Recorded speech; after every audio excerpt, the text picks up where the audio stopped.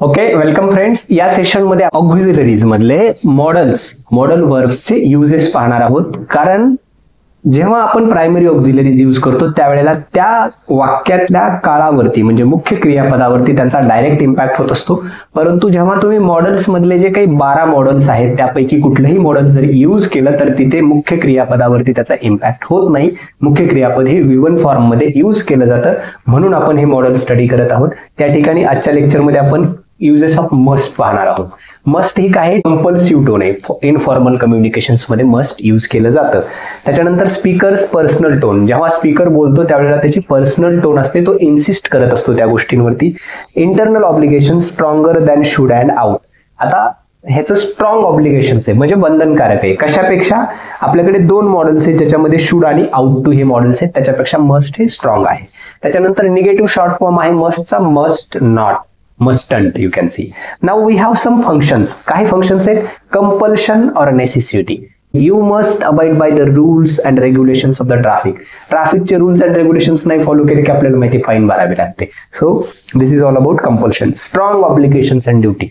आता obligations म्हणजे बंधनकारक काही ड्युटीज असतात माणसाच्या, म्हणजे स्वतः प्रती असतात, फॅमिली प्रती असतात, सोसायटी प्रती असतात. सो काय ड्युटीज आहेत? I must listen what my Elder brother says. मला ऐकावंच लागतं. त्याच्यानंतर पुढचं आहे युजेस ऑफ डेअर. हा खूप टेंटेटिव्हली कमी प्रमाणात यूज केला जातो. याचे 2-3च युजेस आहेत, परंतु बघू शकता क्वेश्चन्स मध्ये जनरली यूज केलं जातं. निगेटिव्ह सेंटेन्सेस आहेत काही. फंक्शन्स बघूयात. ब्रेव्हरी, असर्शन ऑफ करेज, म्हणजे एखाद्या गोष्टीतली शूरता दाखवण्यासाठी किंवा करेज शो करण्यासाठी. Example, dare I fight with him.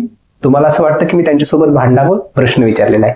He डेरंट go against those criminals. तो त्या क्रिमिनल माइंडच्या लोकांच्या अगेन्स्ट जाऊ शकत नाही. इंडिग्नेशन म्हणजे एखाद्या गोष्टी अपखुशीने, नापसंती दाखवायची. त्या ठिकाणी how dare you. Generally ladies म्हणत असतात how dare you to touch my purse. Now we will be moving ahead. We have next one, that is need. आता नीडचा सुद्धा वापर असाच कमी प्रमाणात केला जातो. युजली इन क्वेश्चन्स मध्ये केला जातो. आता ऑब्लिगेशन्स मध्ये कसं असतं? Need you worry about your lost mobile phone.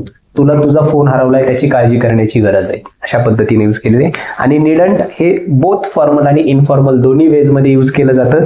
बघा, अब्सेन्स ऑफ ऑब्लिगेशन, इथे बंधन अब्सेंट दिसतं तुम्हाला. You needn't come for office tomorrow. तुम्हाला ऑफिसला यायची गरज नाही, या अर्थाने शोकेस केलेला आहे. Let us move ahead. पुढचा आहे आउट. आता आउट टू हे काय आहे? Always with infinitive. इन्फिनिटिव्ह काय तर या क्रियापदासोबत टू यूज केलेला आहे. त्याच्यानंतर फॉर्मल. आता हे आउट टू फॉर्मल यूज मध्ये यूज केलं जातं. ऑथॉरिटेटिव्ह म्हणजे एखादी गोष्ट इन्सिस्ट करण्यासाठी, ऑथोराइज करण्यासाठी, आपल्या अधिकार वाणीने शो करण्यासाठी. त्याच्यानंतर नो पास्ट फॉर्म, याला पास्ट फॉर्म नाहीये कुठलाच. आणि लेस स्ट्रॉंगर दॅन मस्ट. आता मस्ट पेक्षा हे कमी स्ट्रॉंग आहे. काही फंक्शन्स बघूयात. फंक्शन्स मध्ये फर्स्ट आहे obligations. I ought to help them. मला त्यांना मदत केलीच पाहिजे. ऑब्लिगेशन. Advice, recommendation. एखादा व्यक्ती, डॉक्टर सजेस्ट करतात you ought to stop eating fast foods.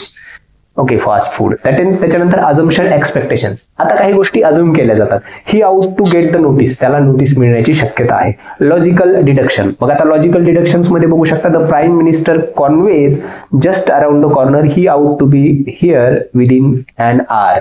हे काय झालं? लॉजिकली डिडक्ट केलेले सेंटेन्स. त्याच्यानंतर प्रोबॅबिलिटी. बघा, the prices of necessary goods ought to rise up further in the next 2 months. हे काय केलेलं आहे? प्रिडिक्ट केलेले. So that's all about ought to.